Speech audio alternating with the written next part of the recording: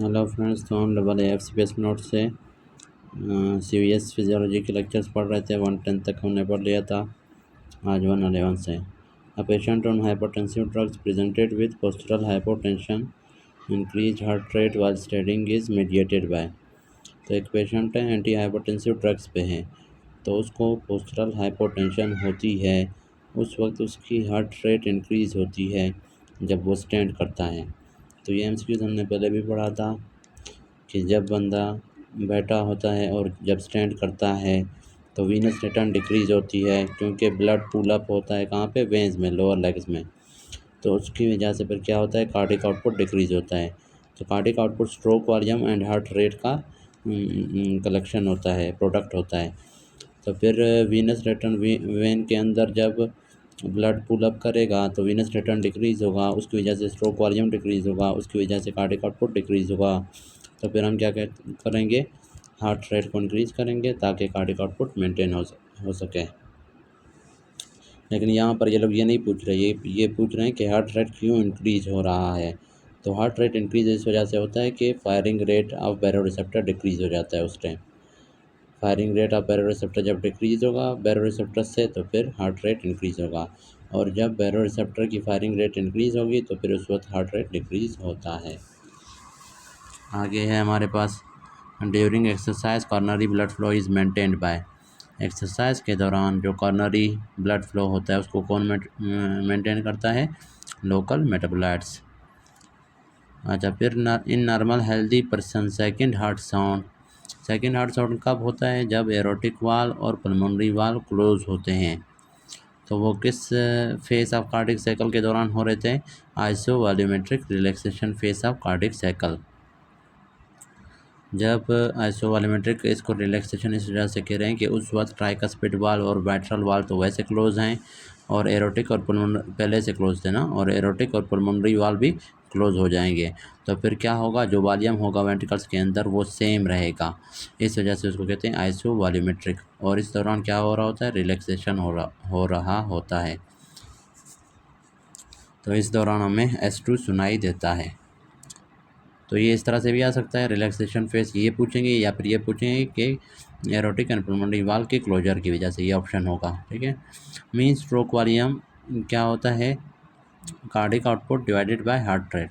अब देखें, stroke volume का मैंने आपको पहले भी बताया था कि जो कार्डिक आउटपुट होता है वो क्या होता है, किस चीज़ की प्रोडक्ट होती है, stroke volume into heart rate. ठीक है। अब अगर आपने स्ट्रोक वॉल्यूम मालूम करना है तो आप क्या करें, कार्डियक आउटपुट से ये हार्ट रेट को यहाँ से ले जाएं, यहाँ पर ले जाएं। तो cardiac output divided by heart rate क्या हो जाएगा, स्ट्रोक वॉल्यूम। फिर है हमारे पास, during exercise blood flow decreases to. तो एक्सरसाइज के दौरान जो ब्लड फ्लो डिक्रीज होता है वो एक तो किडनी की तरफ है, दूसरा स्प्लैंक्निक वेसल्स, GIT के जो वेसल्स होते हैं उनमें ब्लड फ्लो डिक्रीज होती है। क्यों, ताकि ज़्यादा से ज़्यादा ब्लड मसल्स की तरफ, स्केलेटल मसल्स की तरफ डाइवर्ट हो सके, क्योंकि वहाँ पर ज़्यादा से ज़्यादा एनर्जी और ऑक्सीजन की ज़रूरत होती है, रिक्वायरमेंट होती है। When balloon catheter passes into heart, there is an increase in pressure that will cause release of। जब आप बैलून कैथेटर पास करेंगे हार्ट के अंदर तो फिर क्या होगा, एक प्रेशर इंक्रीज़ होगा। वो प्रेशर क्यों इंक्रीज़ होता है, क्योंकि जो राइट आर्ट्रियम होता है उसमें हमारे पास रिसेप्टर होते हैं। वो रिसेप्टर सेंस करेंगे कि कैथेटर यहाँ पर कुछ फॉरेन चीज़ पास हुआ है, तो वहाँ से फिर रिलीज़ होगा क्या, एक हार्मोन जिसको कहते हैं, या न्यूरोट्रांसमीटर आप कह लें, हार्मोन होगा, उसको कहते हैं आर्ट्रियल नाइट्री यूरेटिक पेप्टाइड। वो आर्ट्रियल नाइट्री यूरेटिक पेप्टाइड रिलीज होगा जो कि प्रेशर को इंक्रीज़ करेगा। प्रेशर को इंक्रीज़ ये नहीं कर रहा, जब आप कैथेटर पास करेंगे राइट आर्ट्रियम में तो राइट आर्ट्रियम वहाँ पर प्रेशर इंक्रीज़ होगा। प्रेशर जब इंक्रीज़ होगा तो फिर क्या है, राइट आर्ट्रियम से रिलीज़ होगा, उसके रिस्पॉन्स में ANP रिलीज़ होगा। और ये ANP क्या करता है, ये जाके किडनीज पे एक्ट करता है और सोडियम को रिलीज़ करवाता है ज़्यादा से ज़्यादा। इस वजह से इसको कह रहे हैं आर्ट्रियल, क्योंकि आर्ट्रियम से रिलीज़ हो रहा है।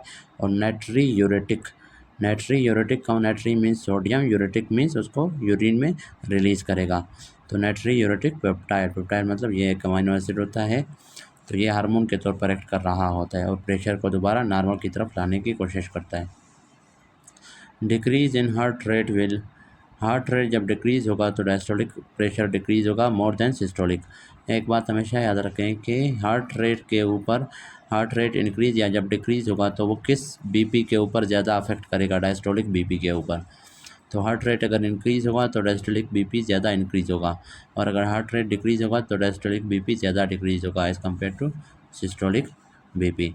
वीनस रिटर्न क्या होता है, इंक्रीज़ करता है इंस्पायरेशन के दौरान। उसकी वजह मैंने आपको बताई थी। इंस्पायरेशन के दौरान वॉल्यूम जो होता है चेस्ट केज का इंक्रीज़ होता है।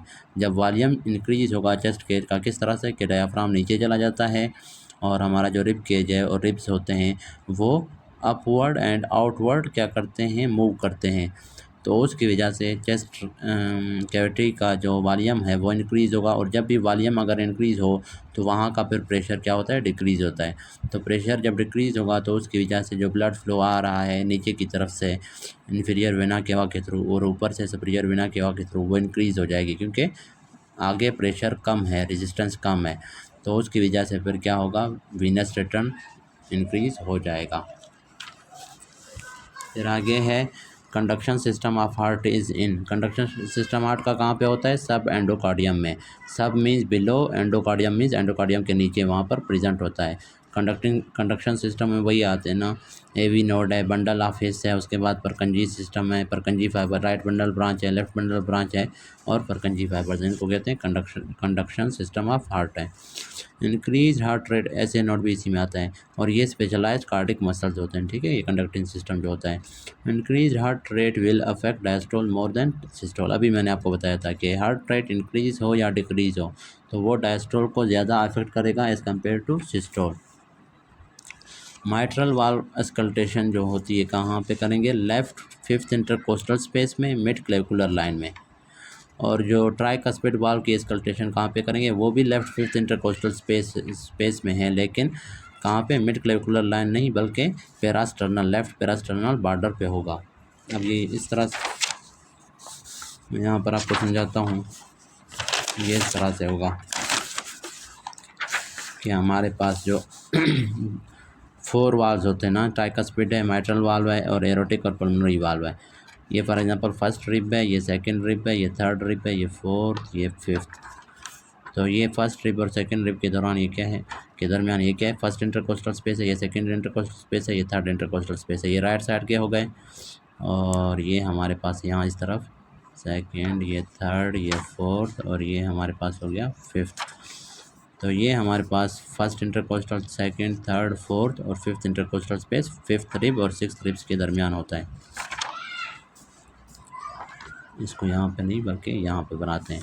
तो अब जो हमारे पास ये राइट साइड है, राइट साइड का जो सेकंड इंटरकोस्टल स्पेस है, यहाँ पर इस एरिया पे हमें क्या सुनाई देता है, जो पल्मोनरी वाल्व है, एरोटिक वाल्व है, एरोटिक वाल्व के क्लोजर का जो साउंड होता है जिसको हम नाम दे रहे होते हैं S2, वो यहाँ पे सुनाई दे रहा होता है।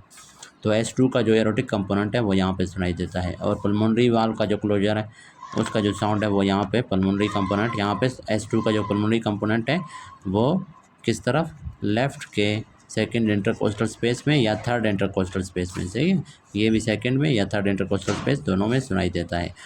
फिर जो हमारे पास ट्राइकस्पिड वाल्व का साउंड है वो होता है लेफ्ट पेरास्टर्नल बॉर्डर के फिफ्थ इंटरकोस्टल स्पेस में। तो ये फिफ्थ इंटरकोस्टल स्पेस है उसके, ये पेरास्टर्नल बॉर्डर, पेरा means around, sternal means sternum के अराउंड, ठीक है। तो पेरास्टर्नल बॉर्डर पे ये सुनाई देगा हमें यहाँ पे। और जो ये यहाँ पे हमारे पास फॉर एग्जांपल क्या प्रेजेंट है, क्लेविकल प्रेजेंट है, क्लेविकल का ये मिड लाइन है, तो मिड क्लेविकुलर लाइन है यहाँ पे fifth intercostal, left fifth intercostal space पे मिड क्लेविकुलर लाइन में फिर क्या सुनाई देगा, मिट्रल वाल्व का हमारे पास स्कल्टेशन के लिए यहाँ पे स्कल्टेट करेंगे। ट्राइकस्पिड वाल्व के लिए फिफ्थ इंटरकोस्टल स्पेस, पेरास्टर्नल बॉर्डर, और एरोटिक वाल्व के लिए right intercostal space, right second या थर्ड इंटरकोस्टल स्पेस, और पल्मोनरी वाल्व के लिए लेफ्ट सेकंड या थर्ड इंटरकोस्टल स्पेस में स्कल्टेट करेंगे। अच्छा, उसके बाद है parasympathetic effect on heart will causes. अब जो हार्ट के ऊपर पैरासिम्पथेटिक इफेक्ट होगा वो क्या करेगा, पैरासिम्पथेटिक इफेक्ट आपको पता है हार्ट रेट को डिक्रीज़ करता है, तो क्या करेगा, PR इंटरवल को भी डिक्रीज़ करेगा, ये इंक्रीज़ करेगा। PR इंटरवल को क्या करेगा, इंक्रीज़ करेगा, इंक्रीज़ PR इंटरवल। और सिंपैथेटिक इफेक्ट क्या करेगा, डिक्रीज़ करेगा पीआर इंटरवल को। ये एमसीक्यू जिस तरह से भी आता है कि parasympathetic effect on heart causes increased AV nodal delay, या फिर सिंपैथेटिक इफेक्ट का on heart causes decrease AV nodal delay. तो इसका सेम मतलब है ना। पैरासिम्पैथेटिक इफेक्ट क्या करेगा, ये डीपोलराइजेशन हो गया, उसके बाद ये पीआर इंटरवल है, इसको इंक्रीज़ कर देगा। इसको जब इंक्रीज़ करेगा, और ये शो कर रहा था, ये एरिया किसको शो कर रहा था, एवी नोडल डिले को, तो इसको इंक्रीज़ कर रहा है, मतलब एवी नोडल डिले को इंक्रीज़ कर रहा है। और सिम्पैथेटिक इफेक्ट इसको डिक्रीज़ करेगा, मतलब इतना छोटा हो जाएगा डायरेक्ट फिर क्यूआरएस कॉम्प्लेक्स है, तो वो एवी नोडल डिले को डिक्रीज़ करता है या पीआर इंटरवल को डिक्रीज़ करता है, कौन, sympathetic. The extra systolic beat with produce है decrease pulse pressure because stroke volume is decrease है। जो एक्स्ट्रा सिस्टोलिक बीट होता है वो पल्स प्रेशर को डिक्रीज़ करता है, क्यों, क्योंकि स्ट्रोक वॉल्यूम डिक्रीज़ हो रहा है। स्ट्रोक वॉल्यूम अगर डिक्रीज़ होगा तो पल्स प्रेशर डिक्रीज़ होगा, और अगर स्ट्रोक वॉल्यूम इंक्रीज़ होगा तो पल्स प्रेशर इंक्रीज़ होगा। उसके बाद है sympathetic activity of heart causes. Sympathetic effect जो होती है हार्ट की, वो क्या करेगा, डिक्रीज एवी नोडल डिले। यही एमसीक्यूज अभी मैंने आपको ऊपर समझाया है। During exercise person feels tired due to subjective feeling of. Exercise के दौरान पर्सन जो है टायर्ड फील करता है, उसकी वजह क्या होती है, हार्ट रेट इंक्रीज हुआ पड़ा होता है, उसकी वजह से बंदा टायर्डनेस फील करता है। उसके बाद which one is common in pulmonary and skeletal capillaries. तो पल्मोनरी एंड स्केलेटल कैपिलरीज में कौन सी चीज़ कॉमन है, तो वो है protein filtration. Organ least affected if blood supply stop. तो अगर ब्लड सप्लाई स्टॉप कर दें तो कौन सा आर्गन सबसे कम अफेक्ट होगा, वो है liver. Carotid and aortic baroreceptors gets activated by decrease oxygen. अगर ऑक्सीजन डिक्रीज होगा तो कैरोटिड और बैरोरिसेप्टर्स क्या होंगे, एक्टिवेट होंगे, ताकि ब्लड प्रेशर को वापस नॉर्मल की तरफ ले जा सकें। During exercise blood flow decreases to splanchnic circulation. सबसे ज़्यादा जो ब्लड फ्लो डिक्रीज होता है एक्सरसाइज के दौरान, वो स्प्लैंक्निक सर्कुलेशन की तरफ या जीआईटी की सर्कुलेशन की तरफ। दूसरे नंबर पे होते हैं किडनीज, फिर तीसरे नंबर पे हमारे पास स्किन होता है। क्यों डिक्रीज हो रहा है, ताकि ज़्यादा से ज़्यादा ब्लड स्केलेटल मसल की तरफ डाइवर्ट हो सके, जा सके, क्योंकि वहाँ पर ज़्यादा से ज़्यादा एनर्जी और ग्लूकोज और ऑक्सीजन की ज़रूरत होती है। Structure of conduction pathway of heart at sulcus terminalis and crista terminalis क्या होता है, एस ए नोड। तो सल्कस टर्मिनालिस और क्रिस्टा टर्मिनालिस के ऊपर कौन सा कंडक्शन पाथवे का कौन सा हिस्सा प्रेजेंट होता है, कौन सा पार्ट होता है, एस ए नोड होता है।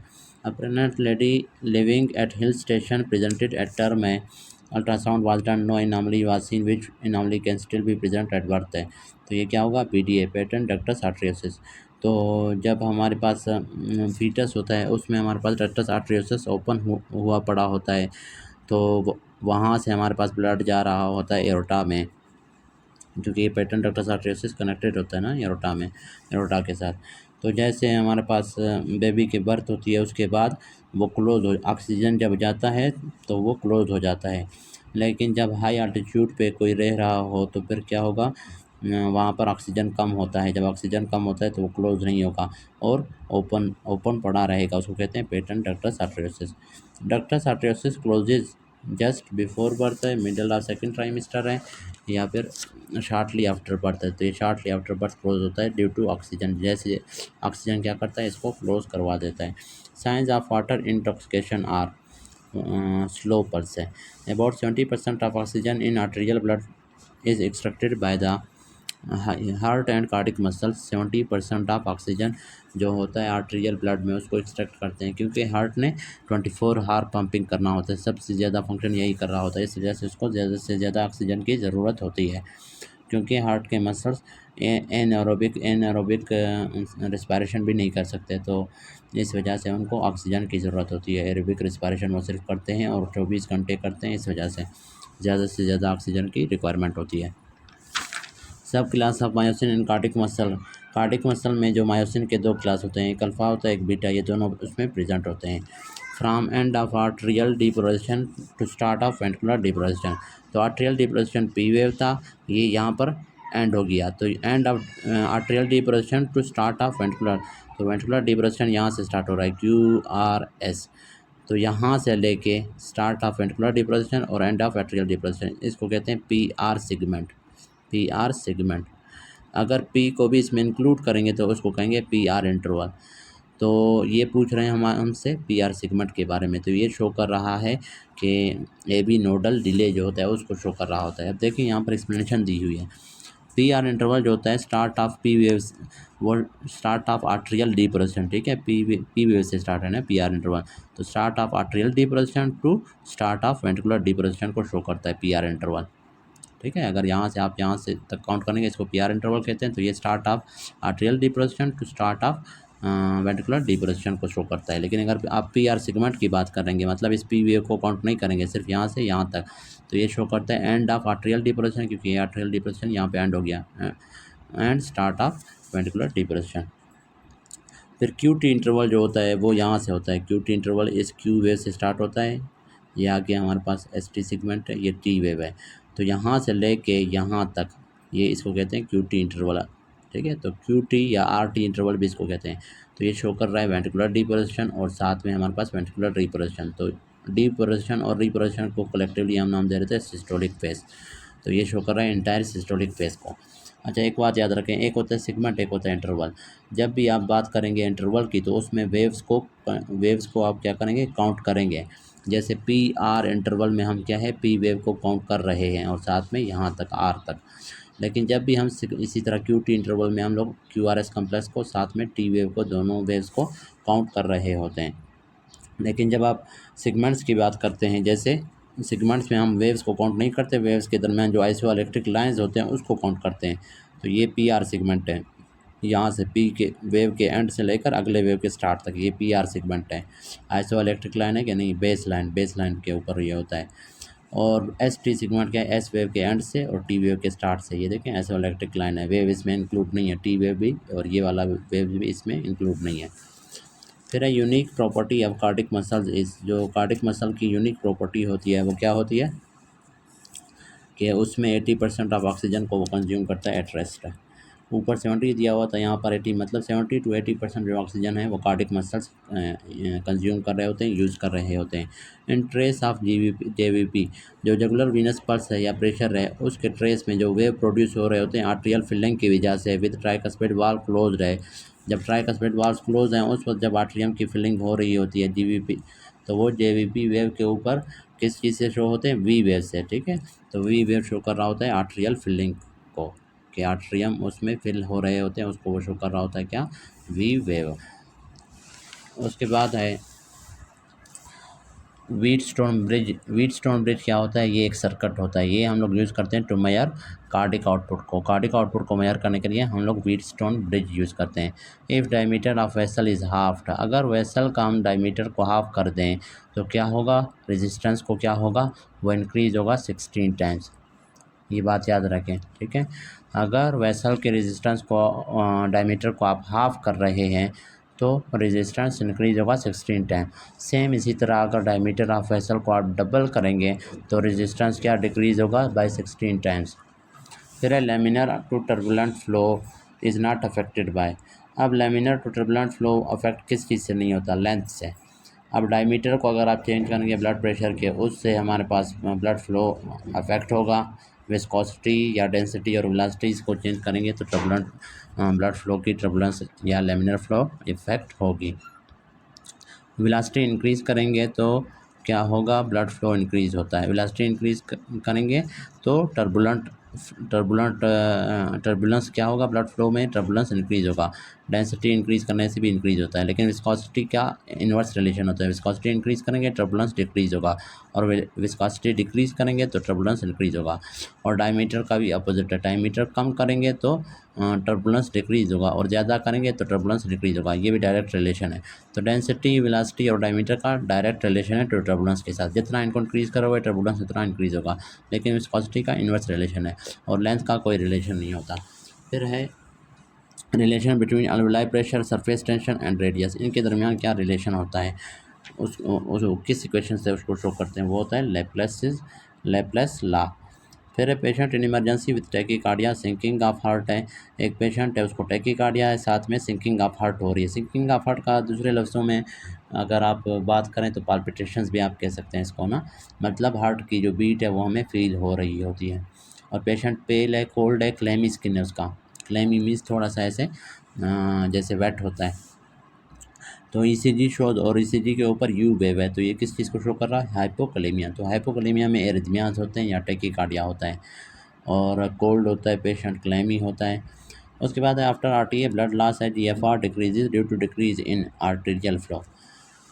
जीएफआर क्या है? आर्टेरियल फ्लो जो होता है वो डिक्रीज होता है ना, ब्लड लॉस जब होता है ना तो किडनी की तरफ ब्लड फ्लो डिक्रीज होता है, उसकी वजह से जीएफआर डिक्रीज होता है। एरोटिक वाल्व सेम इसी तरह से ब्लड लॉस की वजह से नहीं, जब डिहाइड्रेशन, वोमिटिंग या डायरिया वगैरह होता है उसमें भी ब्लड फ्लो किडनीज की तरफ डिक्रीज होता है, जिसकी वजह से जीएफआर डिक्रीज होगा। तो यही चीज़ ये पूछ रहा है। एरोटिक वाल्व ओपन करते हैं when ventricular pressure rises more than 80 millimetre of mercury. तो जो लेफ़्ट वेंट्रिकल है वहाँ पर 80 टू उसका जो प्रेशर होता है वो 80 टू 120 तक होता है मैक्सिमम, ठीक है। 80 के ऊपर फिर वो ओपन होता है, लेफ्ट एरोटिक वाल्व ओपन होता है। और जो पल्मोनरी वाल्व है राइट साइड के ऊपर जो होता है वहाँ पर प्रेशर होता है 0 से 8 होता है डायस्टोल के दौरान, और 8 से 25 होता है सिस्टोल के दौरान। तो वो फिर ओपन हो रहा होता है 8 के ऊपर, सही है, वहाँ पर 8 पे ओपन होता है पल्मोनरी वाल्व। तो पल्मोनरी वाल्व ओपन होता है 8 मिलीमीटर और aortic valve 80 millimetre of mercury पे ओपन होता है। Which are the following increases turbulence in blood flow? Increase in diameter of blood vessel, ये भी मैंने आपको समझाया था कि वेलोसिटी और डेंसिटी को इंक्रीज़ करेंगे तो टर्बुलेंस इंक्रीज़ होगा। यहाँ पर डिक्रीज लिखा हुआ है तो ये दोनों नहीं होगा। डायमीटर ऑफ ब्लड वेसल को भी इंक्रीज़ करेंगे तो टर्बुलेंस इंक्रीज़ होगा, तो ये वाला ऑप्शन करेक्ट है। तो डायमीटर है, डेंसिटी है, वेलोसिटी ऑफ ब्लड है, इन सब का डायरेक्ट रिलेशन है विद द टर्बुलेंस है। जितना इनको इंक्रीज़ करोगे टर्बुलेंस ऑफ ब्लड तो इंक्रीज़ होगा। रेनॉल्ड नंबर जब हमारे पास 3000 से ज़्यादा होगा तो उसमें टर्बुलेंस फिर इंक्रीज़ होगी। यहाँ पर इन्होंने 2000 दिया हुआ है। और decrease in diameter of blood vessel अगर करेंगे या डिक्रीज डेंसिटी या डिक्रीज वेलोसिटी तो उनमें टर्बुलेंस डिक्रीज़ होगी। Which heart sound is felt on left parasternal third intercostal space, ये भी मैंने आपको समझा दिए थे। एरोटिक वाल्व, एरोटिक वाल्व का जो हमारे पास left side left parasternal third intercostal space में उसको हम स्कल्टेट करते हैं या हार्ट साउंड को सुनते हैं। और राइट साइड के ऊपर पल्मोनरी वाल्व के, लेकिन ये इन्होंने गलत दिया हुआ है। एरोटिक वाल्व के लिए राइट पेरास्टर्नल थर्ड इंटरकोस्टल स्पेस पे हमें सुनाई देगा, और पल्मोनरी वाल्व के लिए लेफ्ट सेकंड इंटरकोस्टल स्पेस में सुनाई देगा। तो यहाँ पर एरोटिक नहीं बल्कि पल्मोनरी आएगा। अगर यहाँ पर राइट होता राइट पेरास्टर्नल थर्ड इंटरकोस्टल स्पेस तो उसमें हम लोग एरोटिक लगाते हैं, क्योंकि वजह यह है कि एरोटिक जो वो होता है एरोटा इस तरह से जा रहा होता है ना, और पल्मोनरी वाल्व इस तरफ जा रहा होता है ना। तो पल्मोनरी आर्टरी इस तरह राइट की तरफ जा रहा, लेफ़्ट की तरफ जा रहा होता है, तो लेफ़्ट पे उसका साउंड सुनाई देता है। और एरोटिक जो है इस तरह से एरोटा जो है राइट की तरफ जा रहा होता है, इस वजह से उसका जो साउंड होता है वो थर्ड इंटरकोस्टल स्पेस पे सुनाई देता है राइट साइड पे। During exercise which of the following is caused by sympathetic activity है, ब्रोंकोडायलेशन होता है। तो इंक्रीज एवी नोडल डिले नहीं होगा बल्कि डिक्रीज एवी नोडल डिले होता है। ब्रोंको कंस्ट्रक्शन नहीं बल्कि ब्रोंकोडायलेशन होता है सिंपैथेटिक एक्टिविटी जब एक्टिवेट होगा। हार्ट रेट डिक्रीज नहीं बल्कि इंक्रीज होता है, तो इसमें सबसे ए ऑप्शन करेक्ट है। Ischemic patient took 8 hours to reach hospital, which of these organ survive are least likely affected है, वो है स्केलेटल मसल, क्योंकि उसको सबसे कम ऑक्सीजन की ज़रूरत होती है, मतलब उसमें एनारोबिक रिस्पायरेशन हो सकती है ना। बाकी रेटिना, हाइपोकैम्पस और हार्ट में एनारोबिक रिस्पायरेशन तो नहीं हो सकती ना, तो वो डैमेज होंगे, वो डेड हो जाएंगे। फिर है इंटरकेलेटेड इंक्रीज हार्ट रेट विल, अब अगर हार्ट रेट को हम इंक्रीज़ करेंगे तो फिर क्या होगा, अफेक्ट करेगा डायस्टोल को मोर देन सिस्टोल। ये हमने पीछे भी पढ़ा हुआ है कि हार्ट रेट जो है अफेक्ट करता है डायस्टोल को ज़्यादा देन सिस्टोल से।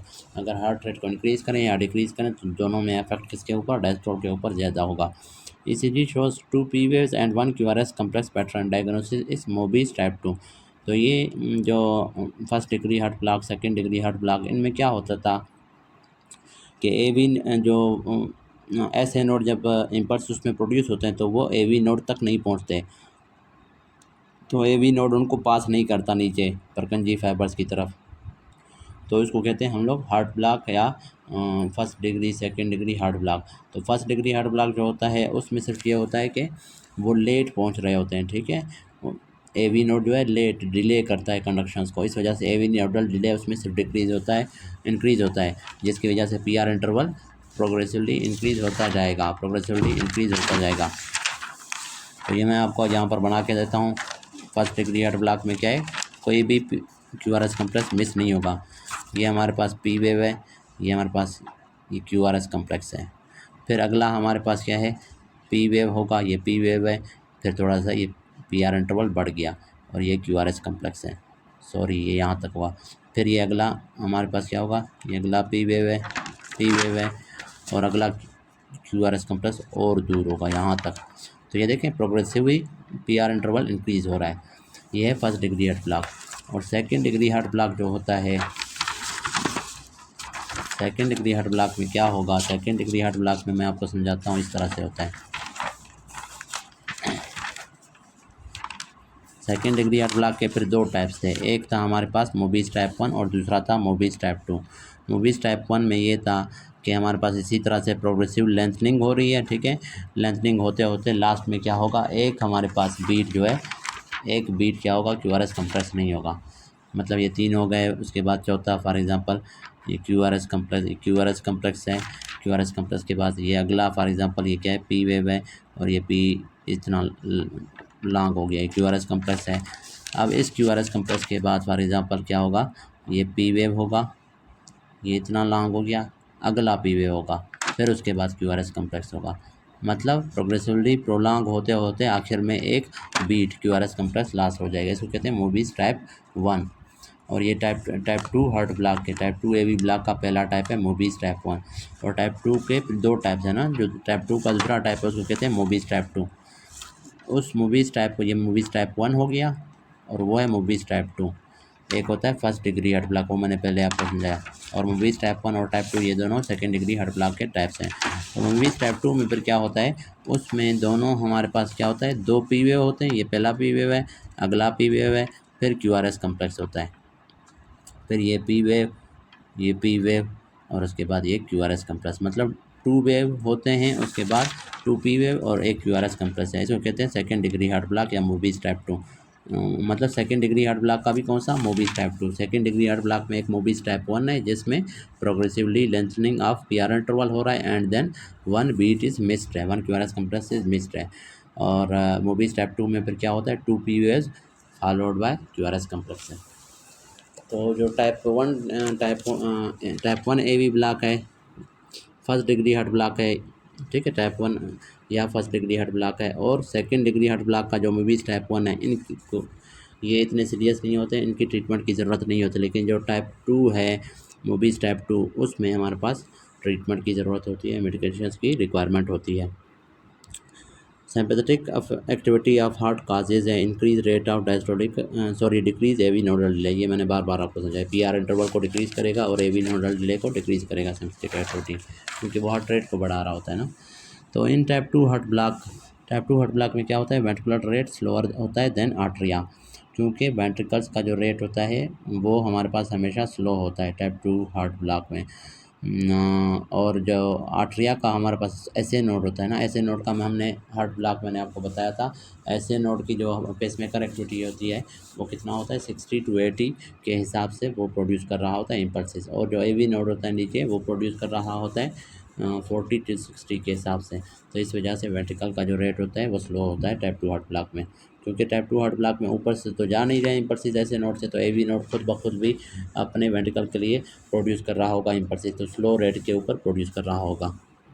Sudden rise in pulse pressure is due to increase stroke volume. Stroke volume को इंक्रीज करो, पल्स प्रेशर इंक्रीज होगा, और स्ट्रोक वॉल्यूम डिक्रीज होगा तो पल्स प्रेशर डिक्रीज होगा।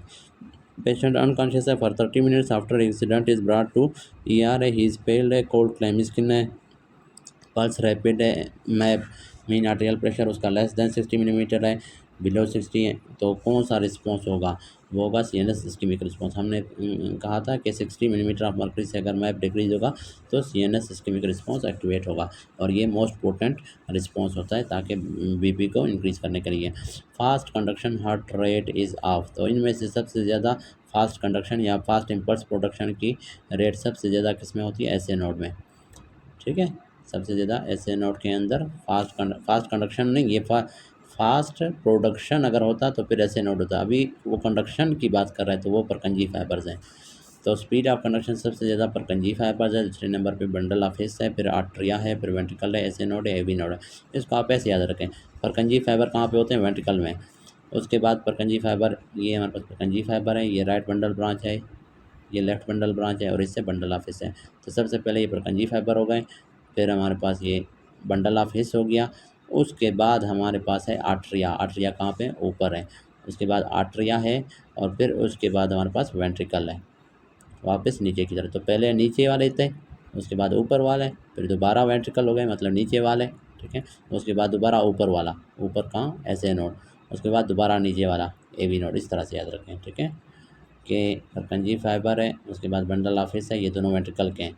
तो पहले वेंट्रिकल के अंदर इनकी कंडक्शन हमारे पास सबसे ज़्यादा होती है। उसके बाद फिर आर्टरिया की, ठीक है। आर्टरिया में ऐसे नोड को हम कंक्लूड नहीं कर रहे हैं, आर्टरिया के जो अपने मसल हैं उनको। तो आर्टरिया किया, उसके बाद फिर वेंट्रिकल के मसल्स किए, उसके बाद दोबारा आर्टरिया के अंदर जो स्पेशलाइज वो है ऐसे नोड, उसके बाद नीचे फिर दोबारा जो एवी नोड है जो कि आर्टरियम और वेंट्रिकल के जंक्शन पे है। लेकिन स्पीड ऑफ रेट की अगर बात करें, ये स्पीड ऑफ कंडक्शन है, रेट की स्पीड सबसे ज़्यादा ऐसे नोड है ना 60 to 80 के रेट से ये प्रोड्यूस करता है, और ए वी नोड है उसके बाद वो 40 to 60 के हिसाब से।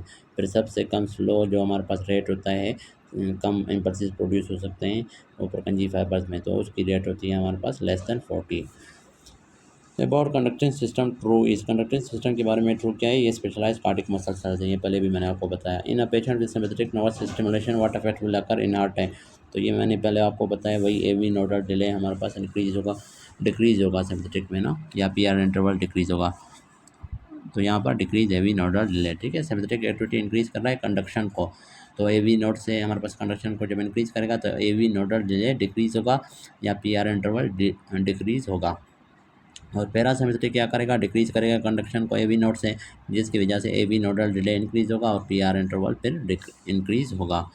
Pacemaker activity of SA node of phase 4 is due to, phase 4 वो था जहाँ पर आपने रेस्टिंग मेम्ब्रेन पोटेंशियल से मतलब -90 से आपने पहुँचाना था -70 के पास, थ्रेशोल्ड पोटेंशियल जिसको कह रहे थे, तो वो हो रहा था सोडियम लीकी चैनल की वजह से ऐसे नोड के अंदर। लेकिन वो जब हो जाता है फिर -70 से जब आपने ले जाना है कहाँ तक? +10 तक पोटेंशियल को, तो वो हमारे पास फिर कैल्शियम चैनल की वजह से हो रहा था ऐसे नोड में, ठीक है। फिर कैल्शियम चैनल ओपन होते हैं -70 के ऊपर, वोल्टेज गेटेड कैल्शियम चैनल, तो कैल्शियम की एंट्री होती है सेल के अंदर और पोटेंशियल पॉजिटिव चार्जेस जब अंदर आएंगे तो अंदर की तरफ पॉजिटिविटी बढ़ेगी ना, तो -70 से होता होता +10 तक जाएगा। लेकिन ये ऐसे नोड की बात कर रहे हैं। बाकी अगर आर्टरिया और वेंट्रिकल्स की बात करते हैं, उनके जो मसल्स हैं उनमें हमारे पास जो होता है एक्शन पोटेंशियल, वो किसकी वजह से होता है? सोडियम की एंट्री की वजह से, ठीक है। तो एक्शन पोटेंशियल पेसमेकर के अंदर या ऐसे नोड के अंदर किस वजह से है? कैल्शियम चैनल की वजह से। एक्शन पोटेंशियल का ये मतलब -70 से +10 तक, या जिसको डीपोलराइजेशन भी कह रहे हैं, तो वो कैल्शियम चैनल के ओपन होने की वजह से और कैल्शियम की एंट्री की वजह से। लेकिन ऐसे नोड भी यही पेसमेकर है। लेकिन जो एक्शन पोटेंशियल होता है कार्डिक मसल्स की, मतलब आर्टरिया और वेंट्रिकल्स की, तो उनके अंदर जो एक्शन पोटेंशियल होता है वो सोडियम चैनल्स की वजह से होता है। और पेस मेकर के अंदर क्या होता है, या pace maker activity of SA node के अंदर जो पेस मेकर एक्टिविटी है, मतलब ऐसे नोड में खुद ब खुद जो इम्पल्सेस प्रोड्यूस हो रहे होते हैं वो किस वजह से प्रोड्यूस हो रहे होते हैं?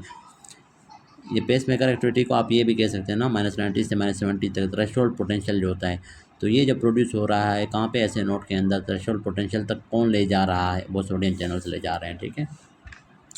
Sarcomere is present between which of the following, two Z line के दरमियान होता है। An obese patient wear the tight collar shirt and feels tightness in collar and faint whenever he turns his head, which of the following is responsible for this है? Increase venous compliance है। तो ये असल में क्या होता है कि ये टाइट कॉलर है उसकी वजह से जो कैरोटिड साइनस होता है हमारे नेक में वो प्रेस होता है ना, जब वो हेड को रोटेट करेगा और टाइट कॉलर के साथ जब वो प्रेस होगा तो वो क्या करेगा? वेगस नर्व को स्टिमुलेट करता है और हार्ट रेट वगैरह डिक्रीज होता है और वीनस कंप्लायंस इंक्रीज होता है। उसकी वजह से ब्रेन की तरफ क्या होता है? ब्लड सप्लाई डिक्रीज होता है, जिसकी वजह से सिनकपी होता है, बार बार पेशेंट सिनकपी में जाता है, बेहोश होता है। तो देखें टाइट कॉलर पुट प्रेशर करते हैं कैरोटिड साइनस के ऊपर, जिसकी वजह से पैरासिम्पैथेटिक एक्टिविटी इंक्रीज हो रहा है, जिसकी वजह से हार्ट रेट डिक्रीज होगा, हाइपोटेंशन होगा और फिर क्या होगा? वेज़ोडाइलेशन होगा, ब्लड सप्लाई ब्रेन की तरफ कम होगा और सिनकपी होगा। अच्छा, syncope due to vasodilation, venous compliance increases, ठीक है। End diastolic volume depends on which one of the following, venous return पे। वीनस रिटर्न जितना ज़्यादा होगा उतना ज़्यादा हमारे पास डायस्टोल के एंड पे जो वॉल्यूम होता है उतना ज़्यादा होगा। और फिर हमारे पास है, और प्री लोड को कौन डिटरमाइन कर रहा है? फिर एंड डायस्टोल, तो वही वीनस रिटर्न है। वीनस रिटर्न ज़्यादा होगा तो एंड डायस्टोलिक वॉल्यूम ज़्यादा होगा, एंड डायस्टोलिक वॉल्यूम जितना ज़्यादा होगा हम कहते हैं हार्ट के ऊपर लोड उतना ज़्यादा है। प्री लोड का यही मतलब है कि हार्ट के जो कंट्रक्शन से पहले हार्ट के ऊपर जितना लोड होता है जो कि एंड डायस्टोलिक वॉल्यूम वही प्री लोड को डिटरमाइन कर रहा होता है। और आफ्टर लोड ये होता है कि हार्ट ने जो कॉन्ट्रैक्ट करना होता है अगेंस्ट रेजिस्टेंस, उसको कहते हैं आफ्टर लोड। तो उसको डिटरमाइन करते हैं हम मीन आर्टेरियल प्रेशर से। तो मीन आर्टेरियल प्रेशर जितना ज़्यादा होगा आफ्टर लोड उतना ज़्यादा होगा, और एंड डायस्टोलिक वॉल्यूम जितना ज़्यादा होगा प्री लोड उतना ज़्यादा होगा। और एंड डायस्टोलिक वॉल्यूम इंक्रीज़ कब होगा? जब वीनस रिटर्न जितना इंक्रीज़ होगा फिर एंड डायस्टोलिक वॉल्यूम उतना इंक्रीज़ होगा। तो वीनस रिटर्न इंक्रीज़ होगा, फिर एंड डायस्टोलिक वॉल्यूम इंक्रीज़ होगा, फिर हमारे पास क्या इंक्रीज़ होगा? Pre load. और अगर मैप इंक्रीज़ होगा तो आफ्टर लोड इंक्रीज़ होगा। और TPR is determined, total peripheral resistance, उसको कौन डिटरमाइन कर रहा होता है? Diastolic BP। ये चीज़ें आप याद रखें, बहुत इंपॉर्टेंट है, इंस्टीट्यूट में आते हैं। फिर आगे है when pressure in carotid sinus decreases. जब कैरोटिड साइनस में प्रेशर डिक्रीज होगा तो उसकी वजह से क्या होगा? Decrease firing of pressure receptor या बैरो रिसेप्टर्स की फायरिंग डिक्रीज हो जाती है। और फिर क्या होगा? हार्ट रेट इंक्रीज हो जाएगा बाद में। What does PR interval shows है? PR इंटरवल ऐसे नोट कंडक्शन टू वेंट्रिकल्स है, ये हमने बार बार पढ़ा हुआ है। Anatomical basis of conduction of heart क्या है? गैप जंक्शन उसमें हमारे पास होते हैं। हार्ट के अंदर जो कंडक्शन हो रही होती है, ठीक है, AB नोड है, फिर Purkinje सिस्टम वगैरह, तो वो गैप जंक्शंस की वजह से हो रहा है ना, उनके सेल्स में गैप जंक्शंस होते हैं। Sympathetic beta adrenergic effect on heart है। तो बीटा जो पूछ रहा है कि सिंपैथेटिक नर्वस सिस्टम के लिए कौन से बीटा रिसेप्टर होते हैं हार्ट के ऊपर, तो वो होता है बीटा 1 रिसेप्टर है। और वो जब एक्टिवेट होगा तो क्या होगा? कंट्रक्टिलिटी ऑफ हार्ट इंक्रीज होगी, हार्ट रेट भी इंक्रीज होगी, ये सारी चीज़ें होंगी। तो हार्ट के ऊपर जो रिसेप्टर होते हैं सिंपैथेटिक, जिसको बीटा 1 रिसेप्टर कह रहे हैं, वो जब एक्टिवेट होगा तो हार्ट रेट इंक्रीज होगा और contractility of muscles, heart muscles increase होगी, और AB नोडल कंडक्शन भी इंक्रीज होगी। और जो पैरासिम्पथेटिक का हमारे पास रिसेप्टर होते हैं M2 होते हैं हार्ट के ऊपर, वो जब एक्टिवेट होंगे तो डिक्रीज हार्ट रेट होगा, decrease contractility and decrease AB node conduction है। और AB नोड कंडक्शन जब डिक्रीज होगी तो क्या होगा? PR interval AB nodal delay increase होगा, वो जब इंक्रीज होगा तो क्या होगा? Increase PR interval. और यहाँ पर क्या है? Decrease PR interval. ये आपने याद रखना है, बार बार बता रहा हूँ, ये इंपॉर्टेंट है। अब GIT के अंदर जो सिंपैथेटिक रिसेप्टर होते हैं वो होते हैं अल्फ़ा 1 और बीटा 2। वो GIT के मोटिलिटी को डिक्रीज़ करते हैं, क्योंकि सिंपैथेटिक एक्टिविटी कब एक्टिवेट होता है? ड्यूरिंग एक्सरसाइज, ड्यूरिंग फ्लाइट या ड्यूरिंग फाइट। तो उस दौरान GIT की तरफ ब्लड फ्लो की ज़रूरत नहीं होती इतना, तो इस वजह से उसकी मोटिलिटी भी डिक्रीज़ हो जाती है। उस वक्त तमाम ब्लड हमारे पास किस तरफ आ जाता है? उसकी तरफ, स्केलेटल मसल की तरफ। तो उसके ऊपर इस वजह से वहाँ पे अल्फ़ा 1 और बीटा 2 रिसेप्टर हैं, तो वो मोटिलिटी को डिक्रीज़ करते हैं। और DIT स्फिंक्टर्स भी कंस्ट्रिक्ट हो जाते हैं ताकि फूड एक कंपार्टमेंट ऑफ डाइजेस्टिव ट्रैक्ट से दूसरे कंपार्टमेंट पे नहीं जाए। अगर इस तरह से फूड जाएगा ना तो फिर ज़ाहिर है वहाँ पर ज़्यादा ब्लड फ्लो की भी रिक्वायरमेंट होगी, उसकी मोटिलिटी की भी रिक्वायरमेंट होगी ना, मोटिलिटी के लिए फिर ब्लड की ज़रूरत होगी। तो इस वजह से वहाँ पर अल्फ़ा 1 रिसेप्टर होते हैं, GIT स्फिंक्टर्स को क्लोज रखते हैं। और पैरासिम्पथेटिक रिसेप्टर्स जो होते हैं GIT के ऊपर, वो मोटिलिटी को इंक्रीज़ करते हैं और वो GIT के स्फिंक्टर्स को रिलैक्स करते हैं, ओपन रखते हैं। क्योंकि पैरासिम्पथेटिक एक्टिविटी कब एक्टिवेट होता है? जब बंदा रेस्ट में होता है या डाइजेशन करवा रहा होता है। तो रेस्ट में डाइजेशन ज़्यादा हो रही होती है, उसकी वजह क्या है? पैरासिम्पथेटिक एक्टिविटी वहाँ पर मोटिलिटी वगैरह को इंक्रीज़ करता है और ब्लड फ्लो को इंक्रीज़ करता है। GIT स्फिंक्टर्स को भी ओपन रखता है। Person standing for a long time what will decrease. अब एक बंदा है वो स्टैंड कर रहा है बहुत टाइम तक, तो क्या डिक्रीज़ होगा? CVP, सेंट्रल वीनस पल्स या प्रेशर जिसको कहते हैं। सेंट्रल वीनस प्रेशर क्या होता है कि जो हमारे पास राइट आर्टरियम के अंदर क्या होता है, एक हमारे पास प्रेशर पड़ रहा होता है, उसको हम कहते हैं सेंट्रल वेन। सेंट्रल वेन क्या है? वही इन्फीरियर वेना केवा और सुपीरियर वेना केवा जो आ रहे होते हैं कहाँ पे? राइट आर्टरियम में एंटर हो रहे होते हैं, तो वहाँ पर एक राइट आर्टरियम में एक प्रेशर डाल रहे होते हैं। अब वो जो प्रेशर जो राइट आर्टरियम में होता है उसको हम कहते हैं सेंट्रल वीनस प्रेशर। अब उसको हम डायरेक्टली या तो कैथेटर के थ्रू मेजर करेंगे, लेकिन वो क्या है? इन्वेसिव है, तो वो हम नहीं करते। तो उसको मेजर करने के लिए हम यूज़ करते हैं जुगुलर वेनस पल्स को, ठीक है। जुगुलर वेनस पल्स जितना होगा 2 या 3, तो उसमें हम लोग +5 ऐड करेंगे, तो उससे हमें सेंट्रल वीनस प्रेशर का पता चलेगा।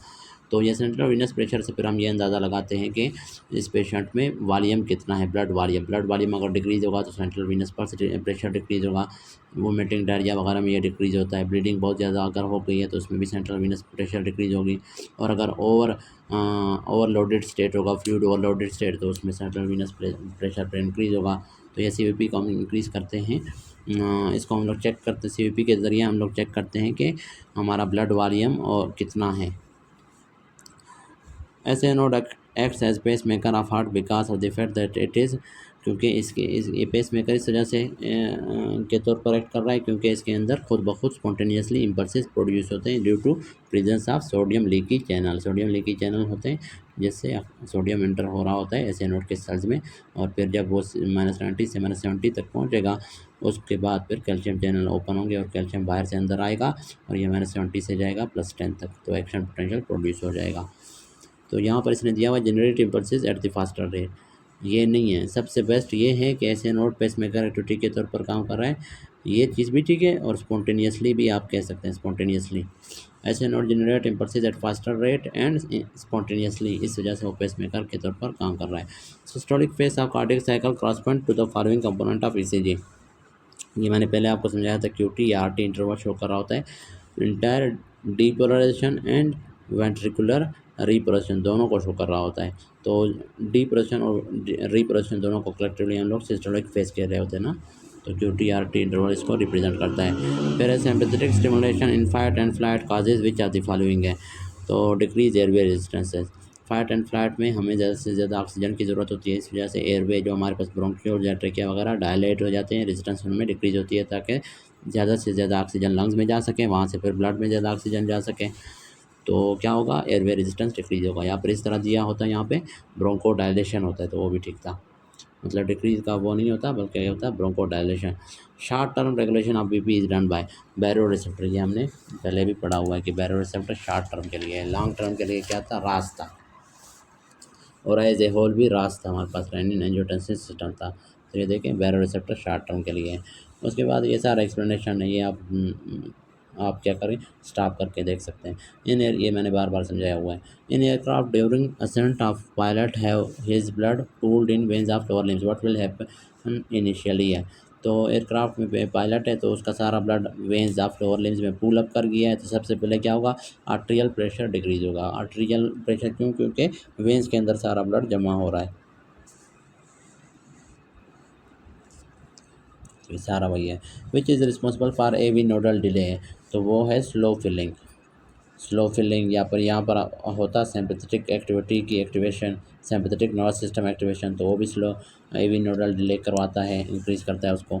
Importance of PR interval, PR interval show करता है आर्टेरियल सिस्टोल को, ये है इसका आंसर, मतलब आर्टेरियल डिपोजिशन है और वहाँ से वेंट्रिकल्स तक जो इम्पल्स जा रहा है उसको कहते हैं पीआर इंटरवल।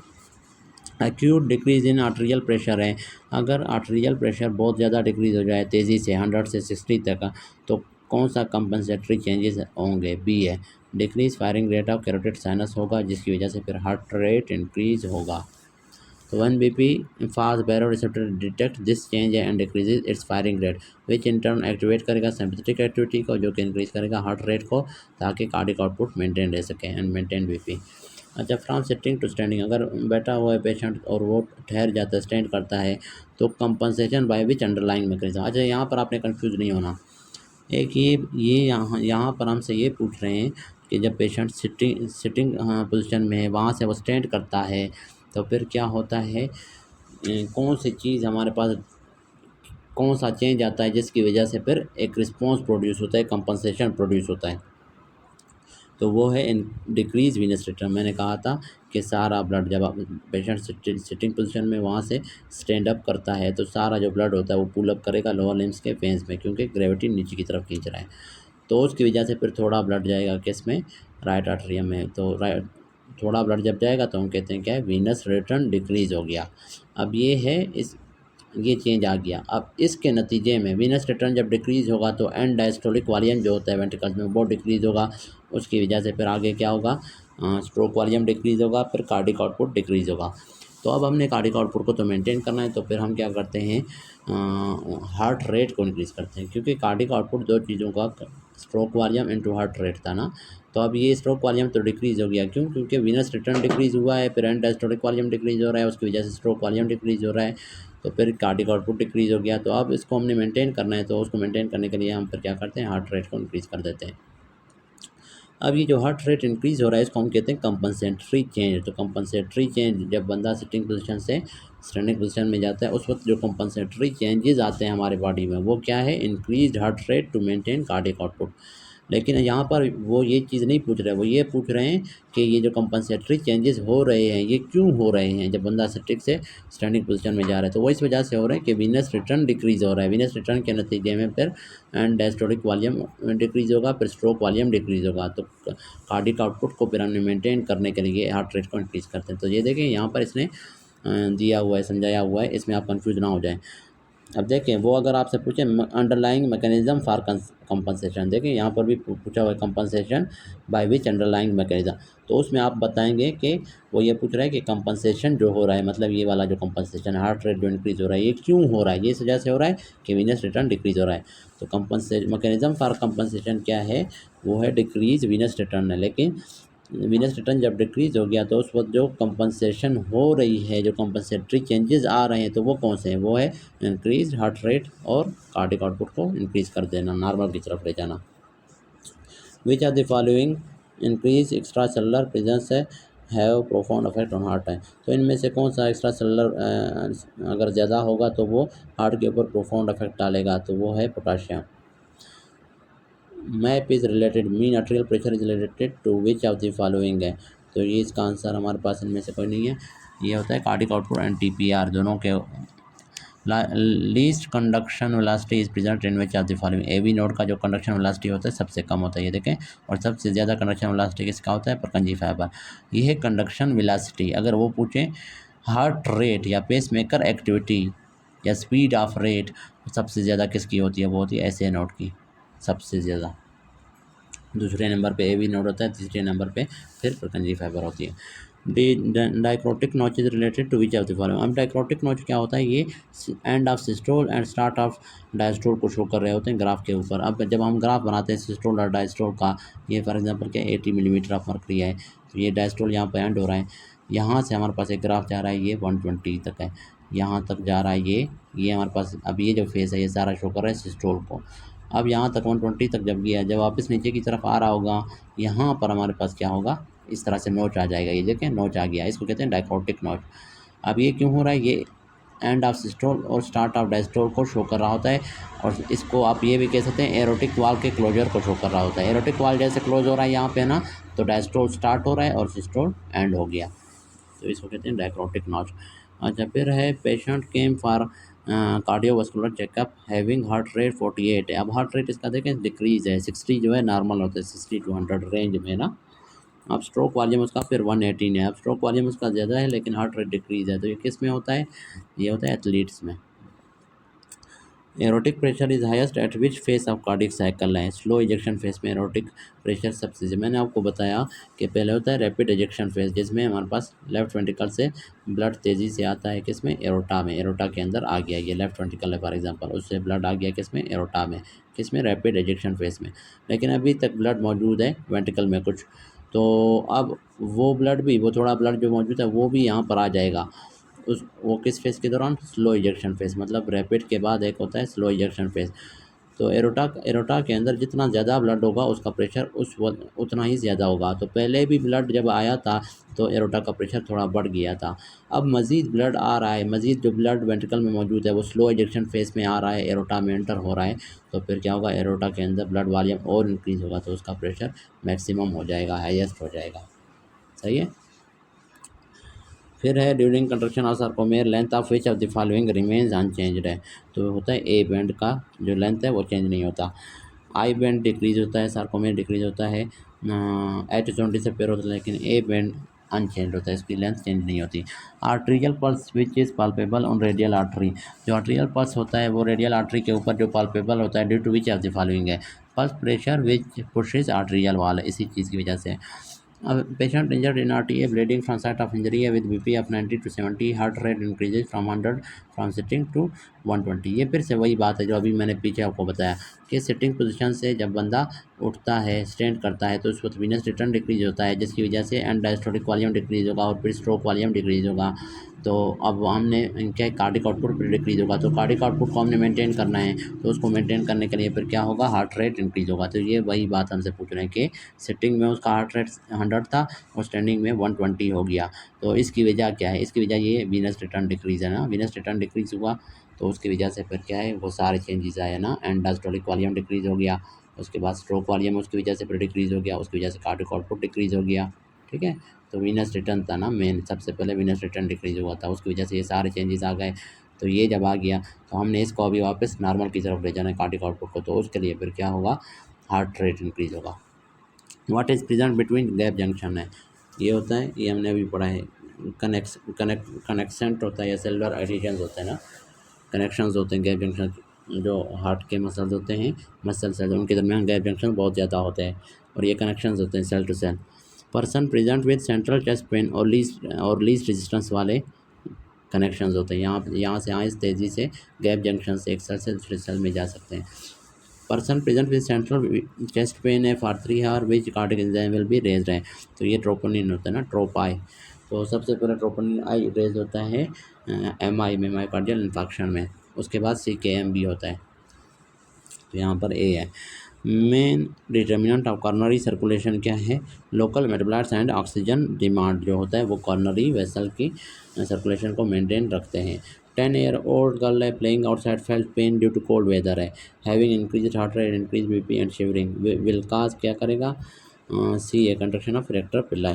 अब कोल्ड में क्या है, सिम्पथेटिक एक्टिविटी क्या होगा, एक्टिवेट होगा, तो उसकी वजह से हार्ट रेट भी इंक्रीज़ होगा, BP भी इंक्रीज़ होगा, और बॉडी की टेम्परेचर को मेंटेन करने के लिए फिर क्या शिवरिंग भी होगी, और साथ में फिर क्या है, इरेक्टर मसल्स भी कंट्रैक्ट होते हैं, और फिर क्या है, हेयर जो होते हैं वो इस तरह से खड़े हो जाते हैं ताकि ये इंसुलेटर के तौर पर इनके अंदर हवा भर जाता है, और बाहर का जो ठंडा हवा है वो मज़ीद अंदर एंटर नहीं होगा, ताकि बॉडी टेम्परेचर मेंटेन रह सके। तो ये इंसुलेटर के तौर पर ये हवा काम कर रहा होता है, बालों के दरमियान ठहर जाता है।